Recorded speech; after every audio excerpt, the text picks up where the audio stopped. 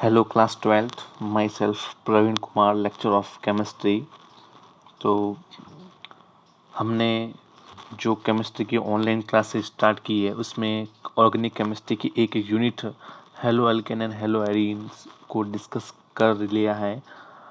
तो अब हम एक नई यूनिट लेते हैं फिजिकल केमिस्ट्री की, chapter first solid stage chemistry.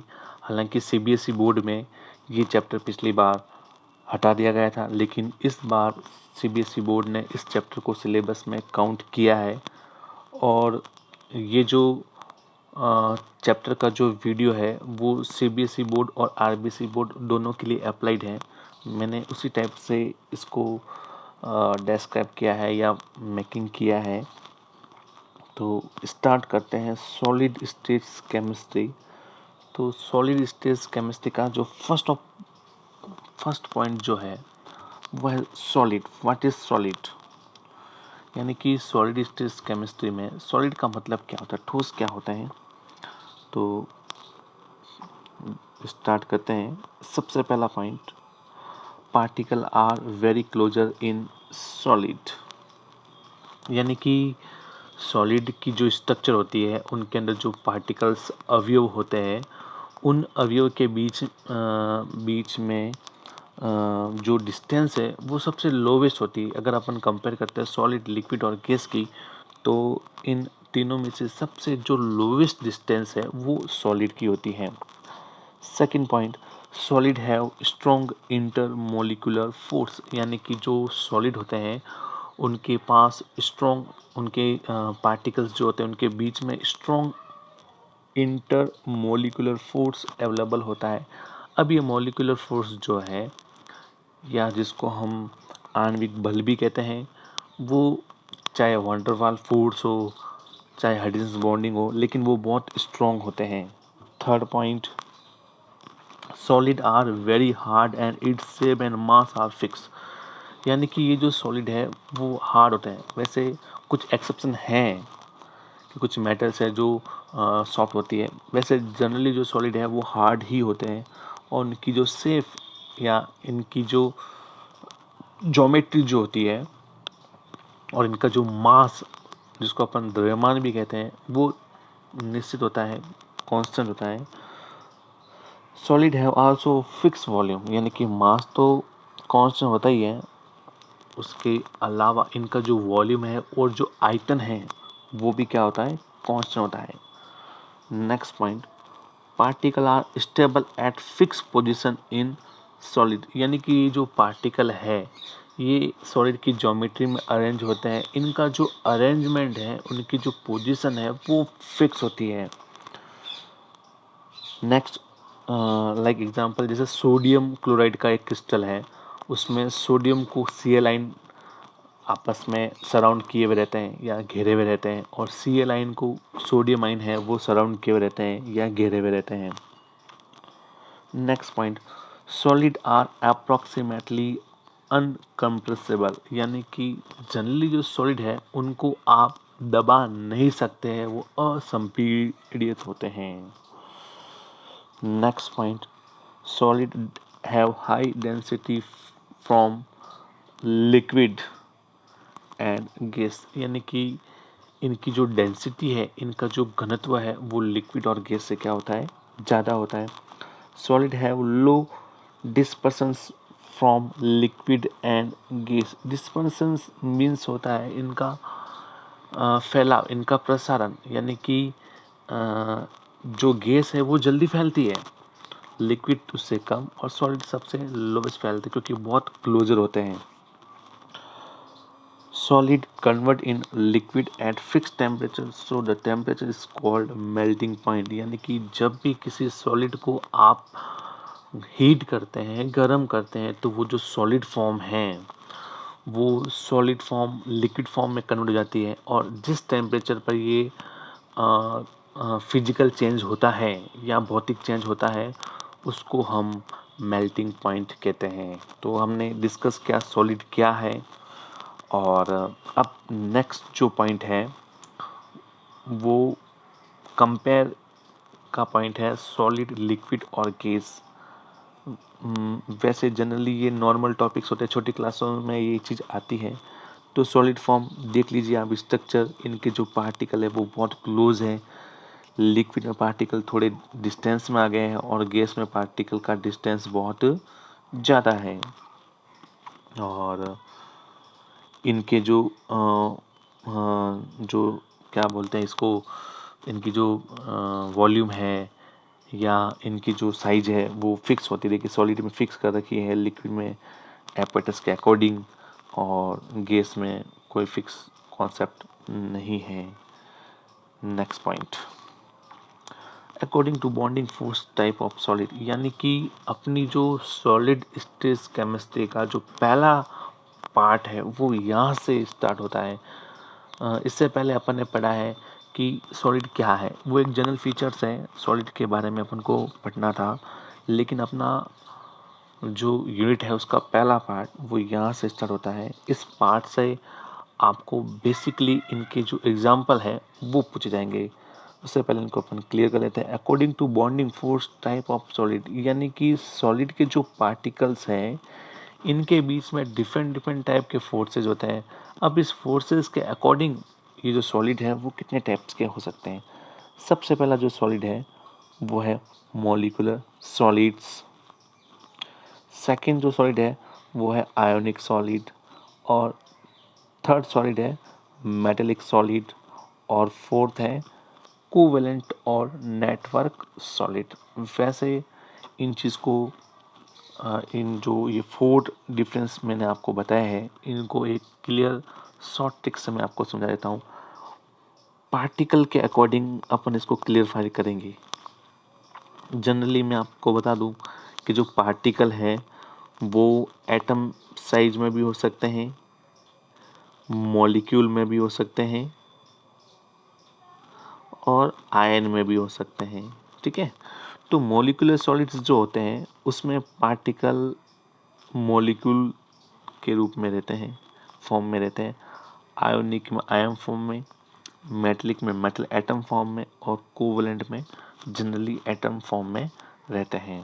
ठीक है, तो molecular solid first, second ionic solid, third metallic and fourth covalent. Molecule का मीन्स होता है इनके अंदर जो पार्टिकल है वो एज ए मॉलिक्यूल होते हैं, और आयनिक सॉलिड्स का मीन होता है कि इनके अंदर जो पार्टिकल्स है वो आयन फॉर्म में रहते हैं, और मेटेलिक्स का मीन होता है कि इनके अंदर जो पार्टिकल है वो मेटल एटम्स के रूप में रहते हैं, फॉर्म में रहते हैं। और कोवलेंट और नेटवर्क सॉलिड्स का मीन होता है कि इसमें जो एटम है वो जनरली एटम्स के रूप में ही रहते हैं। अब जो अपना जो मॉलिक्यूलर सॉलिड्स हैं इनको हम थ्री डिफरेंट टाइप में डिवाइड कर सकते हैं। फर्स्ट है नॉन पोलर मॉलिक्यूलर, सेकंड है पोलर मॉलिक्यूलर, और थर्ड है हाइड्रोजन बॉन्डिंग। नॉन पोलर का मतलब होता है कि मॉलिक्यूल तो है लेकिन उनके अंदर पॉलिटी नहीं है। पॉलिटी का मीन्स है उनके अंदर ध्रुवता नहीं है। और पोलर मॉलिक्यूल्स का मीन होता है कि उसके अंदर ध्रुवता है। और हाइड्रोजन बॉन्डिंग का मीन्स होता है कि इनके मॉलिक्यूल के बीच में एक अट्रैक्शन फोर्स अवेलेबल होता है, उस अट्रैक्शन फोर्स को हम कहेंगे हाइड्रोजन बॉन्डिंग। नेक्स्ट तो सबसे पहले अपन मॉलिक्यूलर सॉलिड को डिस्क्राइब कर लेते हैं।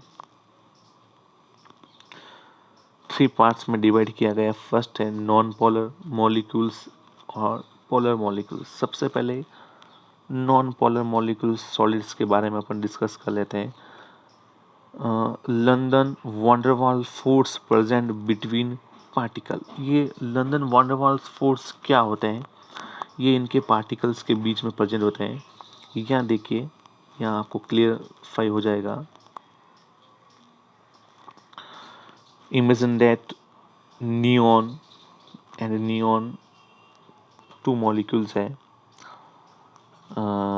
ये नॉन पोलर होते हैं, तो एक्सीडेंटली इसमें से एक जो नियॉन का एटम कह सकते हैं या मॉलिक्यूल्स कह सकते हैं, यहाँ पे मॉलिक्यूल आप इसको डेफिन करेंगे, वो डाइपोलराइज हो जाता है। यानी कि इलेक्ट्रॉन डेंसिटी है इनमें एक साइज में आ जाती है। तो जहाँ इलेक्ट्रॉन डेंसिटी इंक्रीज होती है वो माइनस पोर्शन हो जाता है, और जहाँ डिक्रीज होती है वो प्लस पोर्शन हो जाता है। अब ये जो नॉन पोलर पार्टिकल था वो अब पोलर पार्टिकल में कन्वर्ट हो गया। ये पोलर पार्टिकल सेकंड नियॉन के पार्टिकल को भी पोलराइज कर लेगा। तो यहाँ देखिए फर्स्ट पार्टिकल पोलराइज हो चुका है, सेकंड पार्टिकल या पोलराइज हो चुका है, और इनके बीच में जो अट्रैक्शन होता है, जो फोर्स अवेलेबल होता है, इस फोर्स को हम लंदन डिस्पर्सन फोर्स भी कहते हैं। तो ऐसे जो मॉलिक्यूल हैं उनके बीच में लंदन वान डेर वाल फोर्स अवेलेबल होता है नॉन पोलर मॉलिक्यूल्स के बीच में। सेकंड, सॉलिड है low melting and boiling point. अब ऐसे जो सॉलिड है इनका मेल्टिंग पॉइंट और बॉइलिंग पॉइंट क्या होता है, जनरली लो होता है। Next, solid are high inflammable, यानी कि ये बहुत ज़्यादा वाष्पशील होते हैं, जल्दी इवेपोरेट होते हैं। Solid are insulator for electricity, यानी कि ये जो सॉलिड है इनके अंदर इलेक्ट्रिसिटी पॉसिबल नहीं होती है, ये इंसुलेटर होते हैं। इट मीन्स अपन जिसको अचालक या कुचालक भी कहते हैं। Next point, solid are insoluble in water and polar solvent, यानी कि नॉन पोलर मॉलिक्यूल्स सॉलिड है तो ये पोलर सॉल्वेंट या वाटर में डिसॉल्व नहीं होंगे। Next point, solid have solid stage in lower temperature but at room temperature present in liquid और गैस, यानी कि जनरली जो कमरे का तापमान होता है, कमरे के तापमान पर तो ये लिक्विड और गैस फॉर्म में होते हैं, लेकिन जो लोअर टेम्परेचर होता है और लोअर टेम्परेचर है उस पर ये सॉलिड स्टेज में या सॉलिड फॉर्म में रहते हैं। और इनके जो एग्जांपल है वो है नॉन पोलर गैस है जनरली, और 18 ग्रुप एलिमेंट्स जो है O2, N2, Cl2, CH4, CCl4 ये नॉन पोलर है, और आर्गन, क्रिप्टॉन, जिनॉन ये 18 ग्रुप एलिमेंट्स हैं। और एक इम्पोर्टेंट चीज़ आपको यहाँ पे याद रखनी है, मैंने आपको पहले ही कह दिया था कि इसमें इम्पोर्टेंट इनके उदाहरण ही है, एग्जाम्पल ये है। तो I2 जो है वो सॉलिड फॉर्म में रहती है। मैंने आपको बोला था कि इसमें जो रूम टेम्परेचर होता है, रूम टेम्परेचर में ये लिक्विड और गैस फॉर्म में होते हैं, लेकिन I2 एक ऐसा नॉन पोलर मॉलिक्यूल है जो सॉलिड फॉर्म में रहता है। ओके, नेक्स्ट पार्ट है पोलर मॉलिक्यूलर सॉलिड, यानी कि इसमें मॉलिक्यूल तो होते हैं लेकिन वो जो मॉलिक्यूल है उनके बीच में पोलरिटी पाई जाती है, ध्रुवता पाई जाती है। फर्स्ट, पार्टिकल है पोलर नेचर इन सॉलिड, मैंने आपको पहले कह दिया था। Particle are connected from dipole dipole interaction force. तो यहाँ इस चीज़ को वापस हम क्लियरफाई करेंगे कि लंदन डिस्पर्सन फोर्स तो था नॉन पोलर में, लेकिन पोलर में कौन सा इंटरेक्शन होगा, डाइपोल डाइपोल। और आपको पता है डाइपोल का इट मीन्स यही है कि एक के पास प्लस चार्ज है और एक के पास कौन चार्ज है, माइनस चार्ज, और सेकंड वाले का प्लस फर्स्ट वाले के माइनस के साथ इंटरेक्शन एग्जिस्ट करेगा, इसको अपन बोलेंगे dipole dipole interaction. Very simple point. Okay, next, the solid are soft and insulator for electricity, यानी कि जैसे नॉन पोलर मॉलिक्यूल इंसुलेटर था वैसे के वैसे इलेक्ट्रिसिटी के लिए, वैसे के वैसे ये सॉलिड भी इंसुलेटर होते हैं इलेक्ट्रिसिटी के लिए, यानी कि विद्युत चालकता के कुचालक होते हैं। Next point, these solid are soluble in polar solvent and also water, यानी कि जो ऐसे सॉलिड है वो पोलर सॉल्वेंट में सॉल्युबल होते हैं। मैंने अभी आपको पहले कहा था एक जो केमिस्ट्री का एक नॉर्मल कॉन्सेप्ट है कि जो इक्वल मतलब सॉल्वेंट है, इक्वल नेचर का जो सॉल्वेंट है वो इक्वल नेचर के इक्वल नेचर का जो सॉल्यूट है वो इक्वल नेचर के सॉल्वेंट में इजीली डिसॉल्व होगा। तो वाटर पोलर है तो पोलर में ये इजीली डिसॉल्व हो जाता है। एक important cheese, in water these solid exist conductivity for electricity, यानी कि अगर आप ऐसे सॉलिड को वाटर में डिसॉल्व कर लोगे तो वाटर में डिसॉल्व होते ही ये इलेक्ट्रिसिटी एग्जिस्ट करेंगे। ये इम्पोर्टेंट पॉइंट है, ध्यान रखना। पॉलर सॉल्वेंट को जब आप वाटर में ऐड कर लेते हो तो वाटर में ऐड होते हैं, उसके अंदर इलेक्ट्रिसिटी इंक्रीज हो जाती है, प्रेजेंट हो जाती है। Next point, solid are present in liquid and gas at room temperature but at low temperature they present in solid. General point, यानी कि रूम टेम्परेचर पर ये लिक्विड और गैस फॉर्म में होते हैं लेकिन लो टेम्परेचर पर ये सॉलिड फॉर्म में होते हैं। अब इनके एग्जांपल भी याद रखें, HCl, SO2, CHCl3, क्लोरोफॉर्म, और भी इनके कुछ उदाहरण हो सकते हैं। ये सारे के सारे पोलर हैं। अब इनका एक इम्पोर्टेंट चीज़ याद रखें, वैक्स और higher hydrocarbon are solid at room temperature, क्योंकि मैंने यहाँ पर आपको समझाया है कि रूम टेम्परेचर पर पोलर मॉलिक्यूल सॉलिड्स जो है वो लिक्विड और गैस फॉर्म में होते हैं, लेकिन वैक्स, मोम और हायर उच्चतर जो हाइड्रोकार्बन्स हैं वो सॉलिड फॉर्म में रहते हैं रूम टेम्परेचर पर। Okay, next point, molecular solid का जो थर्ड पार्ट है, हाइड्रोजन बॉन्डिंग। बिल्कुल जनरल टॉपिक है, कोई दिक्कत नहीं है। यानी कि जो ऐसे मॉलिक्यूल्स है, यहाँ मैंने एक्सप्लेन कर रखा है, ऐसे जो मॉलिक्यूल्स है इनके बीच में इंटर मॉलिक्यूलर एच बॉन्डिंग पाई जाती है। ये वाटर मॉलिक्यूल के उदाहरण दे रखे हैं। एक वाटर का जो एच एटम है दूसरे वाटर के ओ एटम के साथ inter molecular hydrogen bonding exist करता है। तो फर्स्ट पार्टिकल है FNO, हायर इलेक्ट्रोनेगेटिव एटम्स, यानी कि ऐसे जो पार्टिकल है इनके मॉलिक्यूल के अंदर फ्लोरीन, हाइड्रोजन और ऑक्सीजन जैसे हायर इलेक्ट्रोनेगेटिव उच्चतर विद्युत ऋणता वाले एटम अवेलेबल होते हैं। The intermolecular hydrogen bonding are present between this particle, और इनके बीच में इंटरमोलिकुलर एच बॉन्डिंग पाई जाती है, आपको मैंने समझा दिया है। Bonding are present between this particle, solid have liquid state in room temperature but at low temperature solid have solid state, यानी कि रूम टेम्परेचर पर तो ये लिक्विड फॉर्म में होते हैं, लेकिन लो टेम्परेचर पर ये सॉलिड स्टेज में होंगे। They are low inflammable and insulator for electricity, यानी कि ये अवाष्पशील होते हैं, कम वाष्पशील होते हैं, या अवाष्पशील भी कह सकते हैं इसको। और इलेक्ट्रिसिटी के लिए तीनों में से कोई भी कंडक्टिविटी एग्जिस्ट नहीं करता, यानी कि चालकता एग्जिस्ट नहीं करता। इनके उदाहरण हैं HF, H2NH3 और CH3COOH एसिटिक एसिड। तो हमने type of solid on the basis of intermolecular attraction force के अकॉर्डिंग हमने फर्स्ट पार्ट पढ़ा है मॉलिक्यूलर सॉलिड। मैंने आपको पहले ही कहा था कि ऐसे सॉलिड में जो पार्टिकल है वो मॉलिक्यूल के रूप में होते हैं। इनके 3 पार्ट्स अपन ने पढ़े हैं, पहला नॉन पोलर, सेकंड पोलर और थर्ड हाइड्रोजन बॉन्डिंग। अब अपन नेक्स्ट पार्ट पढ़ते हैं आयोनिक सॉलिड। सीधी सी बात है, आयोनिक सॉलिड का मतलब इसके अंदर जो पार्टिकल है वो particle as a ion form में होंगे। Higher melting and boiling point, generally अगर अपन कंपेयर करें मॉलिक्यूल और आयनिक में से, तो इनका जो मेल्टिंग और बॉइलिंग पॉइंट है वो हायर होगा।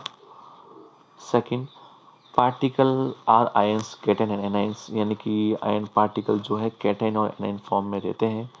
Strong electrostatic force are present between this particle. आप सभी को पता है कि जो आयनिक कंपाउंड है वो आयन के बीच में स्ट्रॉन्ग इलेक्ट्रोस्टैटिक फोर्स के कारण ही बॉन्ड बनता है। इसको हम आयनिक बॉन्ड बोलते हैं। इलेक्ट्रोस्टैटिक फोर्स इट मीन्स वैद्युत प्रभाव होता जो है, इसको अपन बोलते हैं इलेक्ट्रोस्टैटिक फोर्स, यानी कि उनके बीच में विद्युत आकर्षण बल। Next, these solid are soluble in polar solvent like water, यानी कि ये जो सॉलिड है वो पोलर सॉल्वेंट में इजीली डिजोल्व हो जाते हैं, वाटर में डिजोल्व होते हैं। आपको पता है आयनिक सॉलिड्स। नेक्स्ट है insulator for electricity in solid but ionic solutions of the solid are conductance. इस पॉइंट का यही मतलब है कि जनरली ये जो आयनिक सॉलिड है वो इलेक्ट्रिक कंडक्टिविटी एग्जिस्ट नहीं करते हैं, उनमें विद्युत का चालन नहीं होता है। क्यों नहीं होता है? तो देख लीजिए, एक स्ट्रक्चर आपके सामने बना है NaCl का। इसमें जो ब्लू लाइन है वो सोडियम पार्टिकल को एडजस्ट करती है और जो ग्रीन है सर्कल है सॉरी वो Cl पार्टिकल को एडजस्ट करता है। तो यहाँ देख लीजिए, ये जो सॉलिड है इनके अंदर जो पार्टिकल है वो एक फिक्स लैटिस में अरेंज है। लैटिस का मतलब होता है जालक, ये अपने इस टॉपिक में पढ़ेंगे। तो इनके जो आयन है वो एक फिक्स अरेंजमेंट में सेट है और उनमें किसी भी प्रकार का मूवमेंट नहीं है। तो जनरली सॉलिड फॉर्म में उसमें कंडक्टिविटी एग्जिस्ट नहीं हो सकती है। लेकिन जब आप इसको वाटर में डिजोल्व करोगे या किसी सॉल्वेंट में डिजोल्व करोगे तो इनके बीच की जो बॉन्डिंग है, ये जो लैटिस बॉन्ड है, ये इजीली ब्रेक हो जाएंगे। जब ब्रेक हो जाएंगे तो आयन फ्री हो जाएंगे और आयन जब फ्री हो जाएंगे तो उसके अंदर इलेक्ट्रिक कंडक्टिविटी एग्जिस्ट होगी। तो आपको एक जनरल क्वेश्चन पूछे कि सॉलिड जो है उनको वाटर में डिजोल्व करते ही उनके अंदर कंडक्टिविटी क्यों आती, तो इसका ये रीज़न है। नेक्स्ट पॉइंट है the solid are exist from empirical formula. बहुत इंपॉर्टेंट चीज़ है, यानी कि किसी भी आयनिक सॉलिड को उनके एम्पिरिकल फॉर्मूले में एम्पिरिकल जो फॉर्मूला है उसके अकॉर्डिंग इनको एक्सप्लेन करते हैं। जैसे सोडियम क्लोराइड का NaCl, magnesium chloride MgCl2, zinc sulphide Zns। तो ये सारे के सारे जो आयनिक सॉलिड होते हैं। तो सेकंड पार्ट अपन ने स्टडी कर ली है और ये मैंने एक्सप्लेन किया है, अभी आपको ये चीज़ समझाई थी। इलेक्ट्रिक फोर्स है जो देख लीजिए, सोडियम मॉलिक्यूल्स सॉरी आयन जो है वो Cl के साथ अटैच हैं और Cl सोडियम के साथ अटैच है, आप देख सकते हैं। और ये इस टाइप से ये क्रिस्टल बनाते हैं। नेक्स्ट पॉइंट कोवैलेंट और नेटवर्क सॉलिड। नेक्स्ट पॉइंट जो है कोवैलेंट और नेटवर्क सॉलिड, या जिसको अपन सहसंयोजक या जालबद्ध सॉलिड भी कहते हैं। पार्टिकल आर नॉन मेटल्स, यानी कि इनके अंदर जो पार्टिकल है वो अधातुएं होती है, जैसे ऑक्सीजन, कार्बन, इस टाइप से। Covalent bond are directive, so this crystal have fix geometrical structure, यानी कि इनके बीच में जो कोवैलेंट बॉन्ड पाया जाता है वो डायरेक्टिव होता है और डायरेक्टिव की वजह से इनकी भी जो ज्योमेट्री है वो फिक्स होती है, ये याद रखें। और ये बॉन्ड भी स्ट्रॉन्ग होता है और इसी वजह से ये हार्ड भी होता है, लेकिन कुछ एक्सेप्शन है, सॉफ्ट भी होते हैं। इंसुलेटर, यानी कि ये भी इलेक्ट्रिसिटी के लिए इंसुलेटर होते हैं, इलेक्ट्रिसिटी के लिए इंसुलेटर होते हैं। बट ग्रेफाइट एक एक्सप्रेशन है, कई बार क्वेश्चन पूछा गया है, याद रखें, क्योंकि इसके अंदर फ्री जो इलेक्ट्रॉन होता है वो, इसकी वजह से ये ग्रेफाइट है जो हायर इलेक्ट्रिसिटी एग्जिस्ट करता है। हायर मेल्टिंग पॉइंट, अभी मैंने आपको बोला था इनके बीच में कोवैलेंट बॉन्ड पाया जाता है और कोवैलेंट बॉन्ड डायरेक्टिव होता है, तो इसका बॉन्ड स्ट्रॉन्ग होगा, इसलिए इनका जो मेल्टिंग पॉइंट है वो भी क्या होगा, हायर होगा। इनके एग्जांपल है डायमंड, सिलिकॉन कार्बाइड, या इसको आप कार्बोरेंडम भी बोल, सॉरी सिलिकॉन कार्बाइड, और AlN aluminium nitride, silicon oxide या क्वार्ट्ज भी बोलते हैं, कार्बन ग्रेफाइट, ये सारे के सारे। और एक फुलरेंस भी होता है इसका उदाहरण। ये सारे के सारे कोवैलेंट और नेटवर्क सॉलिड के उदाहरण हैं। ये देख लीजिए, इनके जो एलोट्रोपर्स मैंने आपको बताया कार्बन के,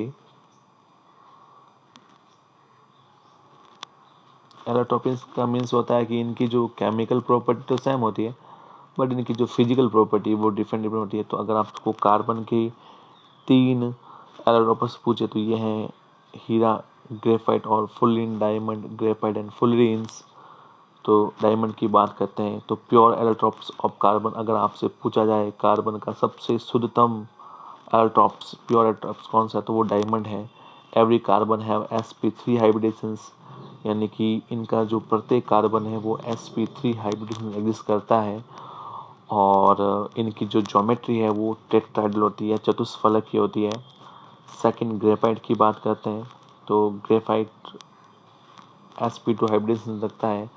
और जनरली कोवेलेंट जो कंपाउंड जो सॉलिड है वो इलेक्ट्रिसिटी एग्जिस्ट नहीं करते हैं, लेकिन ग्रेफाइट करता है। यहाँ देख लीजिए, ये यहाँ ग्रेफाइट के पास जो फ्री इलेक्ट्रॉन रहता है इस टाइप से, ये फ्री इलेक्ट्रॉन इलेक्ट्रिसिटी एग्जिस्ट करते हैं। और इनकी जो शेप है वो हेक्सागोनल होती है। हेक्सागोनल की जो लेयर है वो आपस में ऊपर से नीचे की तरफ कनेक्ट रहती है। और फुलरेंस इसकी इसकी जो डिस्कवरी है वो बकमिस्टर फुलरेंस ने की थी। और C60 से इसका नाम बक्की बॉल भी पड़ा है। तो ये सारे के सारे कार्बन के एलोट्रॉप्स हैं।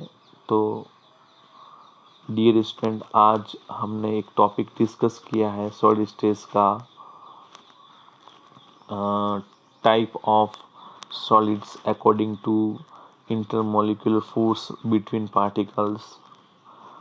तो नेक्स्ट वीडियो जो होगा हमारा सेकंड पार्ट होगा, और उसमें हम आगे के जो पार्ट सॉलिड्स के जो पार्ट है, यूनिट सेल, एक कोष्टिका और लैटिस क्या होता है, यानी कि जो सॉलिड की स्ट्रक्चर कैसे क्या होती है उसके बारे में अपन पढ़ेंगे। तो डियर स्टूडेंट, आप इस वीडियो को देखें, और इनसे रिलेटेड कोई भी क्वेश्चन आपके माइंड में है तो आप कमेंट्स कर सकते हैं। और मुझे आप क्वेश्चंस भी पूछ सकते हैं, और मतलब उनसे रिलेटेड कोई अगर आपको लगता है कि कोई क्वारी है वो भी आप मुझसे क्लियर कर सकते हैं। तो इस बात के साथ मैं आज के इस वीडियो को क्लोज करना चाहूँगा। Okay, thanks.